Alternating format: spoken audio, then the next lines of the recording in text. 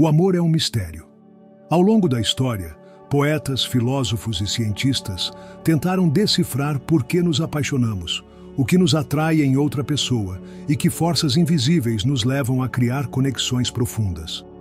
Mas hoje, vamos analisar essa questão desde uma perspectiva única, a de Carl Jung, um dos psicólogos mais influentes do século XX. Jung não via o amor como um simples conjunto de emoções passageiras ou uma atração baseada na biologia. Para ele, o amor era um espelho do nosso mundo interno, um reflexo daquilo que nos falta e, ao mesmo tempo, do que mais anelamos encontrar. Por isso, segundo Jung, a gente se enamora de ti só por duas razões. Mas antes de descobrir quais são, há algo que você precisa entender. O amor não é um acidente. Não nos apaixonamos ao acaso.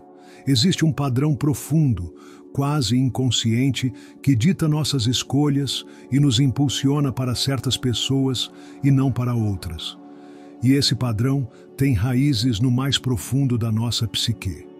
Carl Jung falou de um conceito fascinante, a projeção. Segundo ele, quando conhecemos alguém e sentimos essa atração instantânea e inexplicável, o que realmente está acontecendo é que estamos projetando nessa pessoa aspectos do nosso próprio inconsciente. Ou seja, nos apaixonamos por aquilo que, em algum nível, já existe dentro de nós, mas que não reconhecemos conscientemente. Pense nisso. Alguma vez você já se sentiu atraído por alguém que representa exatamente o que você gostaria de ser? Talvez uma pessoa segura de si mesma, com uma força interior impressionante ou com uma liberdade que você sente que te falta. Não é coincidência. Jung diria que, na verdade, o que te atrai nessa pessoa é uma parte reprimida de ti mesmo que busca desesperadamente vir à tona. Aqui entra em jogo a primeira razão pela qual alguém se enamora de ti. Porque você representa algo que essa pessoa não tem, mas precisa desesperadamente. Já ouviu a frase, os opostos se atraem? Embora pareça clichê, há uma verdade psicológica por trás disso. Jung acreditava que cada ser humano tem um lado oculto, que ele chamava de sombra. Essa sombra contém tudo o que reprimimos, tudo o que não queremos aceitar de nós mesmos, mas que, paradoxalmente, buscamos nos outros. Por exemplo, uma pessoa muito racional pode se apaixonar perdidamente por alguém emocional e espontâneo. Um indivíduo introvertido pode sentir uma atração irresistível por alguém extrovertido e social. Na verdade, o que está acontecendo é que essa pessoa representa algo que o outro reprimiu em seu interior. É como se o inconsciente dissesse, aí está o que me falta. Mas essa é só a primeira razão. Existe uma segunda, igualmente poderosa, que tem a ver com um conceito ainda mais profundo dentro da teoria junguiana, o anima e o animus. Segundo Jung, dentro de cada homem existe uma imagem interna do feminino, que ele chamou de ânima, e dentro de cada mulher, uma imagem interna do masculino, que ele chamou de animus. Essas imagens se formam ao longo da vida a partir das nossas experiências, especialmente na infância. E quando conhecemos alguém que encarna essas características internas, sentimos uma atração instantânea e irracional. Ou seja, nos apaixonamos porque essa pessoa desperta em nós algo que já existia em nosso interior. Não é que seja nossa alma gêmea, como dizem os contos de fadas, mas que ressoa com uma parte profunda e desconhecida de nós mesmos. Aqui está a grande ironia do amor. Não nos apaixonamos de alguém por quem ele realmente é, mas por o que ele representa para a nossa psique. Mas aí surge um problema. Se nos apaixonamos de alguém porque projetamos nele uma parte de nós mesmos, o que acontece quando a realidade não coincide com a imagem que criamos? Isso explica por que muitas relações que começam com uma paixão ardente terminam em decepção. Quando a ilusão da projeção desaparece, percebemos que a pessoa que amávamos não era exatamente como imaginávamos. Descobrimos seus defeitos, seus medos, suas fraquezas. E nesse momento, temos duas opções. Ou aceitamos a pessoa real, com tudo o que isso implica, ou a rejeitamos e seguimos buscando alguém que se encaixe na nossa imagem idealizada. O problema é que muitas pessoas nunca quebram esse ciclo. Passam de uma relação a outra, sempre buscando alguém que preencha seu vazio, que complete sua sombra, que se ajuste perfeitamente à imagem que construíram em seu inconsciente. Jung nos convida a fazer algo diferente. Em vez de buscar nos outros o que nos falta, devemos trabalhar para integrar essas partes dentro de nós mesmos. Se você é uma pessoa tímida e se sente atraído por extrovertidos, talvez seja a hora de desenvolver sua própria confiança. Se você se apaixona por pessoas seguras e independentes, pergunte-se quais aspectos da sua vida te fazem sentir dependente ou inseguro. O amor, segundo Jung, não é encontrar alguém que nos complete, mas nos descobrir através das nossas relações. E isso nos leva a uma conclusão poderosa. A gente se enamora de ti só por duas razões. Ou você representa algo que falta a eles, algo que anseiam em suas vidas, ou você encarna uma imagem interna que já existia dentro deles. Mas, no final, o verdadeiro desafio não é só se apaixonar, mas manter o amor quando as ilusões desaparecem. Da próxima vez que você se perguntar por que alguém se apaixonou por você, pense nisso. Você é um reflexo do que falta a essa pessoa ou um lembrete de algo que já existia em sua alma? E mais importante ainda, você se apaixona pelas mesmas razões. Mas o amor não é só uma questão de atração inicial. Há algo muito mais profundo em jogo, algo que Jung entendeu melhor que ninguém: o processo de individuação. Segundo Jung, o ser humano não nasce completo. Passamos a vida tentando integrar as diferentes partes do nosso ser, equilibrando nossa luz e nossa sombra, desenvolvendo o que nos falta e compreendendo o que já temos. E o amor, embora pareça algo externo, é na verdade uma ferramenta do nosso inconsciente para acelerar esse processo. Pense nisso. Cada pessoa que entra na sua vida e deixa uma marca emocional é, de certa forma, um mestre. Ela te mostra algo sobre ti mesmo que talvez você não teria descoberto de outra maneira. Te reflete tuas próprias inseguranças, teus medos ocultos, teus desejos mais profundos. Por isso Jung dizia que o amor pode ser tanto uma força transformadora quanto uma armadilha perigosa. Se você não está consciente das suas próprias projeções, pode passar a vida inteira se apaixonando por ilusões, perseguindo sombras, acreditando que o amor é algo que está lá fora, quando na verdade sempre esteve dentro de você. E aqui é onde muitas pessoas se enganam. Acreditam que o amor verdadeiro é encontrar alguém que atenda a todas as suas expectativas, que se encaixe perfeitamente na sua ideia de parceiro ideal. Mas, na realidade, o amor mais profundo não é aquele que preenche vazios, mas aquele que te ajuda a te descobrir.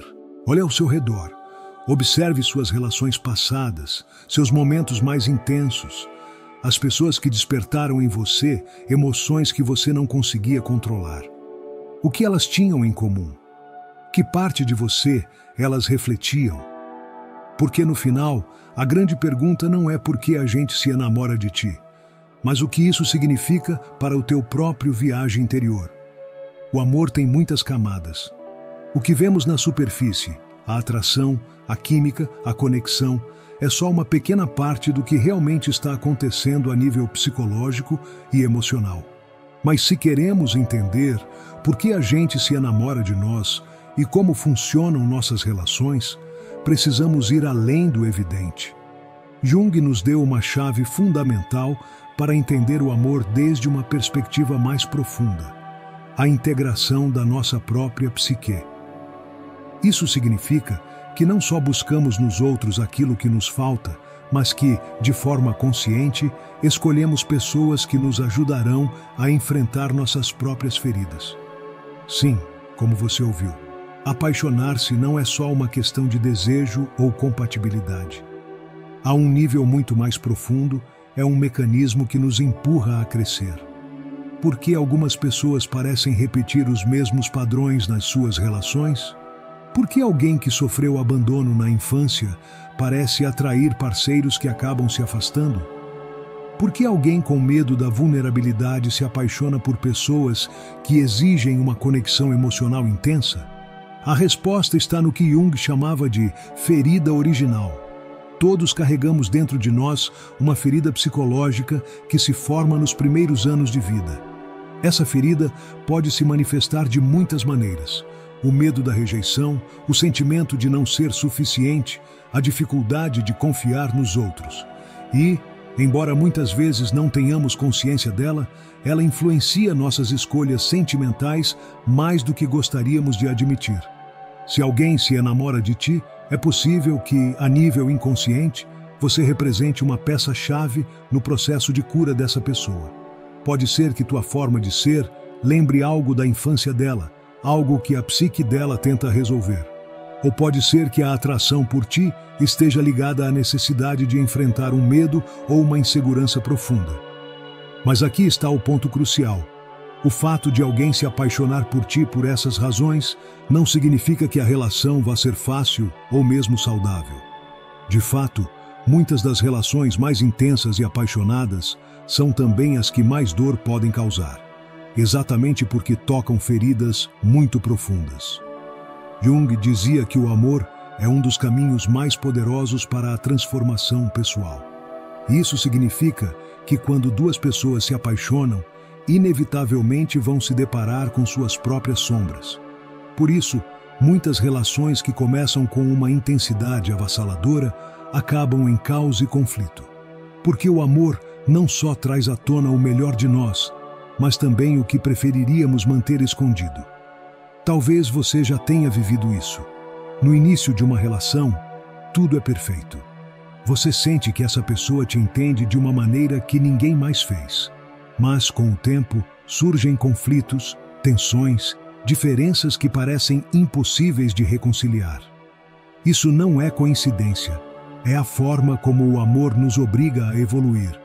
E aqui é onde muitas pessoas falham. Confundem o amor com conforto. Acham que uma relação deve ser sempre fácil e sem problemas.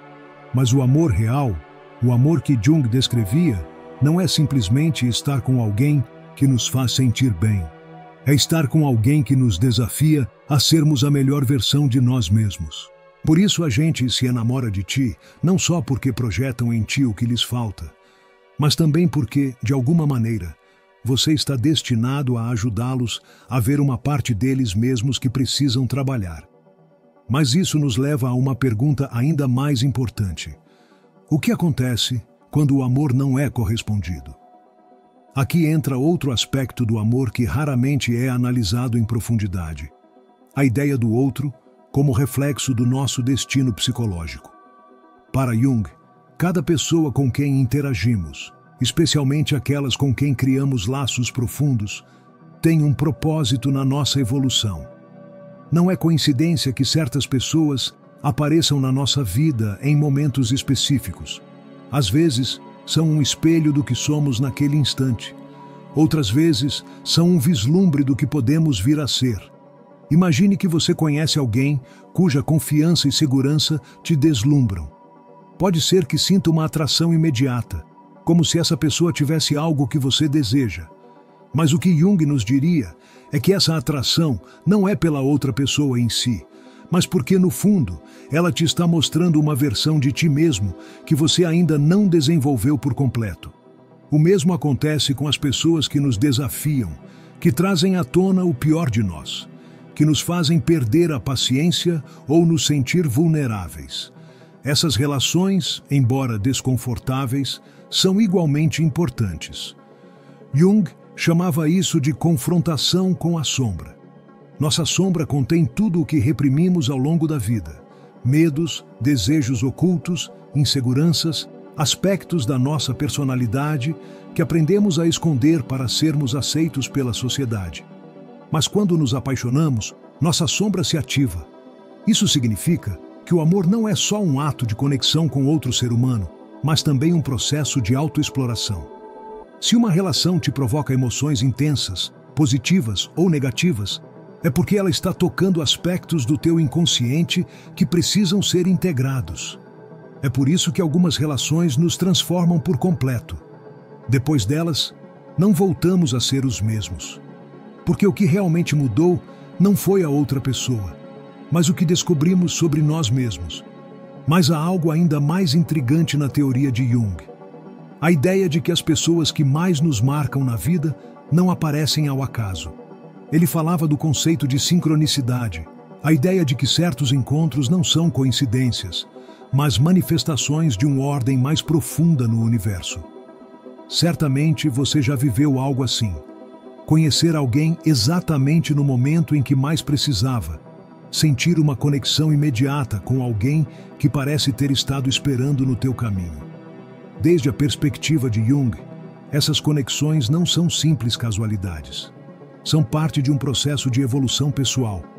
A gente se enamora de ti porque, em certo nível, suas almas estão buscando uma experiência que só você pode proporcionar. Pode ser um aprendizado, uma transformação, um fechamento de ciclo. E você, por sua vez, também se apaixona por pessoas que estão destinadas a te ensinar algo sobre ti mesmo. Isso nos leva a uma ideia fascinante. O que acontece quando uma pessoa entra na nossa vida, desperta emoções intensas em nós e depois desaparece. Se você já viveu um amor fugaz, mas inesquecível, uma conexão profunda que, por alguma razão, não pôde continuar, então experimentou a sincronicidade em sua máxima expressão. Jung diria que essa pessoa não estava destinada a ficar, mas a te deixar uma mensagem, algo que você precisava aprender naquele momento da tua vida. E aqui é onde muitos sofrem, porque a maioria de nós quer que o amor seja permanente, que as relações durem para sempre. Mas Jung nos lembraria que o verdadeiro propósito do amor não é a permanência, mas o crescimento. Algumas pessoas estarão contigo por toda a vida. Outras aparecerão só por um instante, mas todas deixam uma marca na tua evolução. Isso nos leva à próxima grande pergunta. Se a gente se enamora de nós porque representamos algo que precisam no seu caminho, como podemos ser mais conscientes desse processo? Como podemos usar esse conhecimento para construir relações mais autênticas e significativas? O amor não é só um reflexo do que somos, mas também do que poderíamos vir a ser. Em cada pessoa que entra na nossa vida, há uma mensagem oculta, uma pista sobre algo que nosso inconsciente está tentando nos mostrar. Jung falava da importância do processo de individuação, que é o caminho rumo à integração total do nosso ser. Para alcançá-lo, precisamos atravessar diferentes fases de autodescoberta. E as relações são uma das ferramentas mais poderosas para acelerar esse processo. Se você prestar atenção, vai notar que cada amor que viveu trouxe à tona uma parte diferente de ti. Talvez uma relação te tenha ensinado a ser mais forte, outra te mostrou tua capacidade de entrega, outra te obrigou a enfrentar teus medos mais profundos. Mas há algo ainda mais intrigante nisso. Nem todas as pessoas que se enamoram de ti o fazem pelas mesmas razões. Dependendo do momento da tua vida em que você está, você vai atrair diferentes tipos de pessoas. Se você está em um período de crescimento, é provável que atraia alguém que te desafie a ir além. Se está em uma fase de insegurança, pode atrair alguém que reforce esses medos, te obrigando a enfrentá-los. Aqui é onde muitas pessoas se confundem. Acham que as relações são simplesmente coincidências ou que o amor é uma questão de sorte. Mas se você analisar tua vida com cuidado, vai perceber um padrão. As pessoas que apareceram no teu caminho foram reflexos do teu estado interno. O que você atraiu estava em sintonia com o que tua psique precisava experimentar naquele momento. É por isso que algumas relações parecem inevitáveis, quase como se tivessem sido escritas em algum lugar antes de acontecerem. Não é magia, nem destino em um sentido sobrenatural, mas a manifestação de processos inconscientes que buscam equilíbrio. Quando alguém se enamora de ti, não está vendo só o que você é na superfície, mas o que você representa em um nível mais profundo. pode ser um eco do passado dele, um símbolo do futuro dele ou uma oportunidade de enfrentar algo que ele estava evitando. Mas isso também nos leva a um aspecto fundamental que poucas vezes é analisado: o medo ao amor. Por que algumas pessoas sentem uma atração intensa por alguém, mas fogem? Por que há quem pareça incapaz de manter uma relação estável, embora deseje profundamente o amor? Jung nos daria uma resposta clara: o medo à transformação.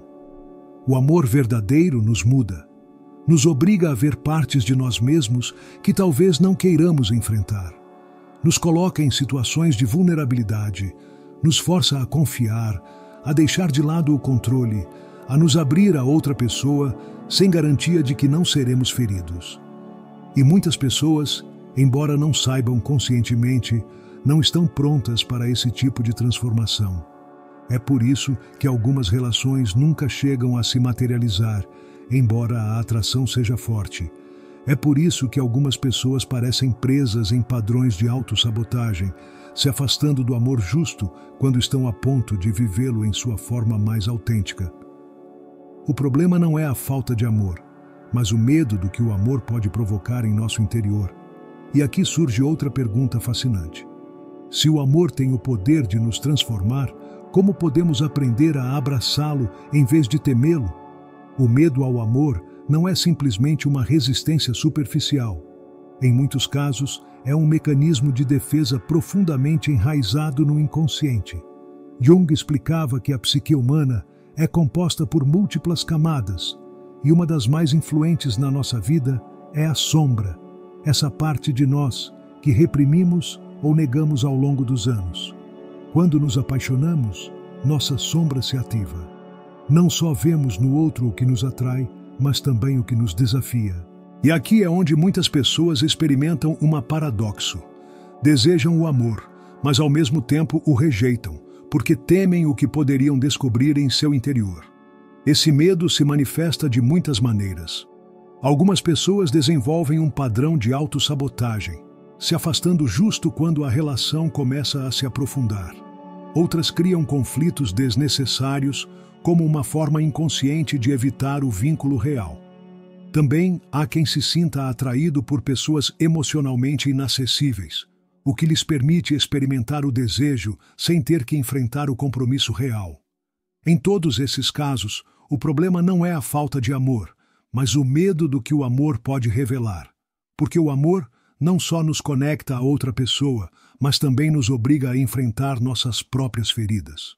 Jung explicava que a única forma de superar esses medos é através da individuação, o processo de integrar todas as partes do nosso ser, incluindo aquelas que rejeitamos.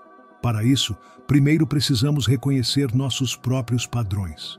Pergunte-se: por que eu me sinto atraído por certo tipo de pessoas? Que tipo de relações eu repeti na minha vida?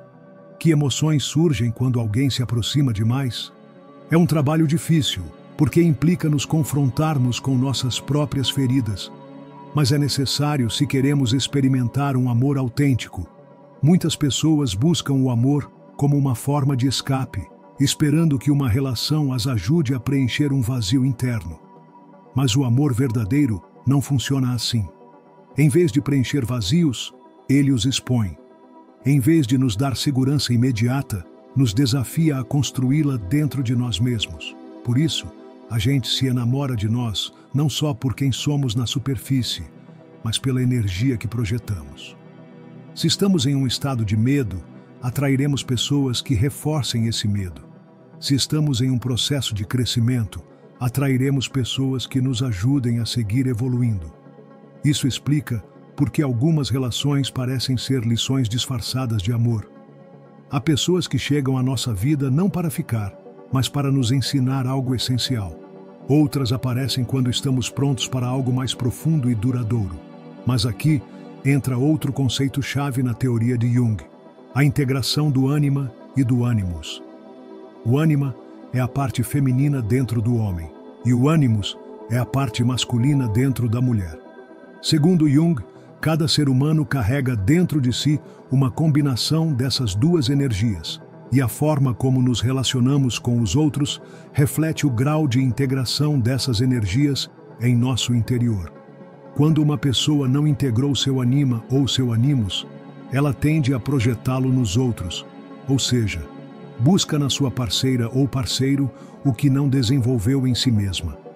Um homem que rejeita seu lado emocional pode se sentir atraído por mulheres extremamente sensíveis e emocionais, enquanto uma mulher que teme sua própria independência pode se sentir atraída por homens dominantes e seguros de si mesmos. O problema surge quando essas projeções geram dependência. Se uma pessoa deposita no parceiro tudo o que não desenvolveu em si mesma, a relação vira uma espécie de transação, na qual cada um depende do outro para se sentir completo. Mas esse tipo de amor não é autêntico, porque não surge da integração, mas da carência. Por isso, Jung enfatizava a importância do autoconhecimento nas relações. Quanto mais conscientes somos da nossa própria psique, menos projetamos nos outros e mais livres somos para amar sem medo nem dependência. Mas isso nos leva a outra questão.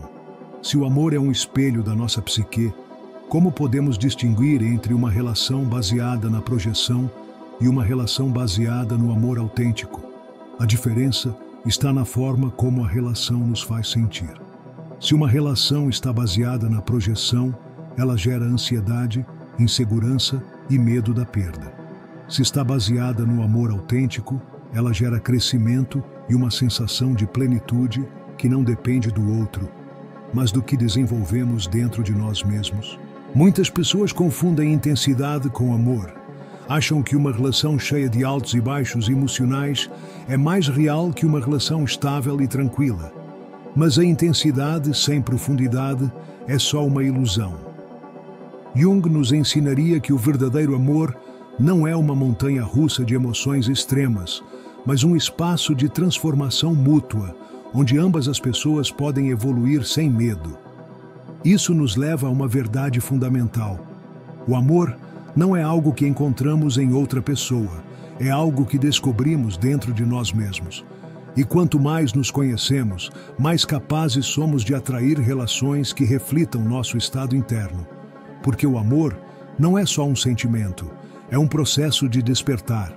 A gente se enamora de nós não só por quem somos, mas por o que representamos no seu próprio viagem de autodescoberta. E nós, por nossa vez, nos apaixonamos por quem nos ajuda a ver partes de nós mesmos que ainda não reconhecemos. É um jogo de espelhos, um labirinto de projeções e aprendizagens. Mas no fundo, o amor não é mais que o caminho rumo à integração total do nosso ser. O amor é um fenômeno que se manifesta de formas inesperadas, e em cada história há um fio invisível que conecta nossas experiências passadas com as presentes. Se observarmos com atenção, podemos ver que há padrões na maneira como as pessoas chegam às nossas vidas. Não é uma questão de acaso, mas de ressonância. Jung falava da sincronicidade, a ideia de que certos eventos não estão ligados de forma causal, mas ainda assim têm um significado profundo. No contexto do amor, isso significa que as pessoas não aparecem no nosso caminho por casualidade. Há uma razão por trás de cada encontro, mesmo que não a compreendamos no momento. Por exemplo, há quem sinta uma conexão instantânea com alguém sem trocar muitas palavras. É como se já se conhecessem de algum lugar, embora seja a primeira vez que se veem. Esse fenômeno pode ser explicado desde o ponto de vista do inconsciente coletivo, essa rede de símbolos e experiências compartilhadas que influencia nossas percepções e reações. Quando duas pessoas se encontram e sentem uma atração imediata, é possível que seus inconscientes tenham reconhecido algo no outro antes que suas mentes conscientes o fizessem. Talvez haja uma afinidade profunda entre seus arquétipos internos, ou talvez tenham vivido experiências similares que as prepararam para se encontrar naquele momento. Mas o interessante é que nem todas as conexões intensas estão destinadas a durar. Algumas pessoas entram na nossa vida só para catalisar uma mudança. São como faíscas que acendem uma transformação, mas uma vez que cumprem seu propósito, se dissipam. Isso pode ser doloroso, porque a mente racional busca estabilidade e permanência. No entanto, Jung nos ensinaria que cada relação tem um propósito, e nos agarrarmos a algo que já cumpriu seu ciclo só gera sofrimento. É aqui que entra a importância da individuação. Quando compreendemos que o amor não se trata só de encontrar alguém que nos complete, mas de nos descobrirmos no processo, deixamos de resistir às mudanças naturais da vida. Nesse sentido, há pessoas que se enamoram de nós não porque sejamos a parceira perfeita para elas, mas porque, em nós, veem uma oportunidade de evolução. Da mesma forma, nós nos sentimos atraídos por quem nos oferece um espelho no qual podemos ver aspectos ocultos da nossa psique. Às vezes, essas conexões são harmoniosas e nos levam a um crescimento mútuo. Outras vezes, são caóticas e desafiadoras, porque nos obrigam a enfrentar aspectos de nós mesmos que preferiríamos ignorar. Por exemplo, se uma pessoa reprimiu seu lado criativo por anos, pode se sentir irresistivelmente atraída por alguém que encarna a criatividade e a liberdade. Mas, em vez de simplesmente admirar essa qualidade, ela pode experimentar sentimentos contraditórios. Admiração misturada com inveja, desejo acompanhado de medo. Isso acontece porque o inconsciente está projetando no outro uma parte de si mesma que foi reprimida. O amor, nesse caso, não é só uma conexão com o outro, mas um chamado a integrar essa parte esquecida da própria identidade. Por isso, algumas relações parecem desenhadas para nos sacudir até o âmago. Não são confortáveis nem fáceis, mas deixam uma marca indelével na nossa psique. Nos obrigam a crescer, a nos questionar, a romper com velhos padrões. No entanto, nem todas as relações estão destinadas a ser tormentosas. Há conexões que fluem naturalmente, sem a necessidade de conflitos intensos. Quando duas pessoas trabalharam em seu próprio autoconhecimento, o amor se torna um espaço de expansão, em vez de uma luta constante. Isso nos leva a uma questão essencial. A forma como experimentamos o amor está diretamente relacionada ao nosso nível de consciência. Quanto mais nos conhecemos, mais capazes somos de escolher relações que reflitam nosso estado interno. Se uma pessoa está cheia de medos e inseguranças não resolvidas, é provável que atraia relações caóticas que reforcem essas emoções. Se, por outro lado, ela trabalhou em seu processo de individuação, atrairá conexões que nutram seu crescimento, em vez de repetir velhos traumas. Mas isso não significa que o amor deva ser um processo mecânico, no qual escolhemos parceiros como quem escolhe um produto numa loja. Há um mistério no amor que não pode ser reduzido a fórmulas ou explicações racionais. Às vezes, as conexões mais poderosas são aquelas que não conseguimos explicar com palavras. São encontros que parecem desafiar a lógica, mas que ressoam com uma verdade mais profunda que só o coração pode compreender. O amor, em sua essência, não é um destino, mas um caminho. Um viagem no qual cada pessoa que encontramos nos deixa uma lição, seja através do prazer ou da dor. E quanto mais abertos estivermos a aprender com essas experiências, mais capazes seremos de vivenciar o amor em sua forma mais pura, não como uma necessidade de preencher algo que nos falta, mas como uma celebração do que já somos. O amor, visto desde a perspectiva de Jung, é um fenômeno que vai muito além da atração superficial. Na verdade, é um processo de transformação, no qual cada encontro com outra pessoa atua como um portal para uma compreensão mais profunda de nós mesmos. Há quem se enamore por razões que parecem óbvias: a aparência física, a personalidade encantadora, a inteligência. Mas se observarmos com mais atenção, perceberemos que essas razões são apenas camadas superficiais de uma atração muito mais complexa. No fundo, nos apaixonamos porque o outro reflete algo que precisamos integrar em nossa própria psique. Por exemplo, pense em alguém que foi educado para ser sempre racional e lógico, evitando qualquer expressão de vulnerabilidade emocional. É provável que essa pessoa se sinta atraída por alguém que encarna a espontaneidade e a sensibilidade. não porque busque conscientemente essa qualidade, mas porque seu inconsciente a reconhece como uma parte perdida de si mesmo. Esse tipo de atração nem sempre é confortável. Às vezes, apaixonar-se por alguém assim pode gerar conflitos internos, porque implica enfrentar aspectos que foram reprimidos. No entanto, essas conexões costumam ser as mais significativas, pois nos convidam a crescer e a nos reconciliar com partes de nós que havíamos deixado na sombra.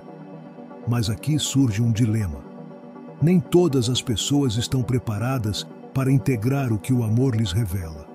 Há quem, ao se deparar com sua própria sombra, opte por se afastar ou sabotar a relação. Não é raro que alguém que anseia por liberdade termine escolhendo parceiros que o controlem, ou que alguém que teme a solidão busque inconscientemente relações que o façam se sentir abandonado. Isso acontece porque o inconsciente não busca necessariamente o que nos faz felizes, mas o que nos é familiar. Se uma pessoa cresceu em um ambiente onde o amor estava ligado ao sofrimento, é possível que, sem perceber, repita esse mesmo padrão na vida adulta. Jung acreditava que o primeiro passo para romper esses ciclos é a tomada de consciência. Uma vez que reconhecemos os padrões que guiaram nossas escolhas amorosas, temos a chance de transformá-los. Mas isso exige coragem, porque significa questionar crenças profundamente enraizadas e nos abrir a novas formas de vivenciar o amor. Nesse processo, muitas pessoas descobrem que o que antes consideravam seu tipo ideal não era mais que uma projeção das suas próprias carências. Percebem que não buscam alguém para completá-las, mas para acompanhá-las em sua evolução.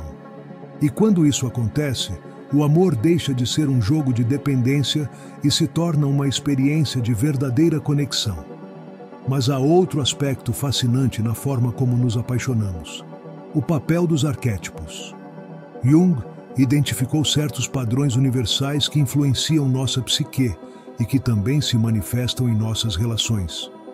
Um dos mais poderosos é o arquétipo do amante, que representa o desejo de união, a paixão e a busca de significado através do outro. Quando esse arquétipo se ativa em nossa vida, vivenciamos o amor com uma intensidade que pode ser tanto inebriante quanto assustadora. No entanto, o amante não é o único arquétipo que influencia nossas relações. Há também o do herói, que nos impulsiona a superar obstáculos para conquistar a pessoa desejada, ou o do sábio, que nos convida a ver o amor como um caminho de autoconhecimento. Cada pessoa com quem nos cruzamos ativa diferentes arquétipos em nossa psique. Algumas despertam em nós o desejo de aventura, outras nos desafiam a amadurecer, e algumas nos confrontam com feridas que acreditávamos superadas. Mas o mais interessante é que, em muitos casos, as relações mais importantes da nossa vida não são aquelas que escolhemos conscientemente, mas as que parecem escolhidas por algo maior que nós. É como se o destino, ou talvez o inconsciente coletivo, nos colocasse no caminho de certas pessoas nos momentos exatos em que precisamos aprender algo. Jung falava do conceito de alquimia psicológica, o processo pelo qual as experiências da vida transformam nossa essência. E o amor, mais do que qualquer outra coisa, é um catalisador dessa transformação. Nos apaixonamos não só pela beleza ou pela compatibilidade, mas porque o outro nos oferece a chance de nos tornarmos a melhor versão de nós mesmos.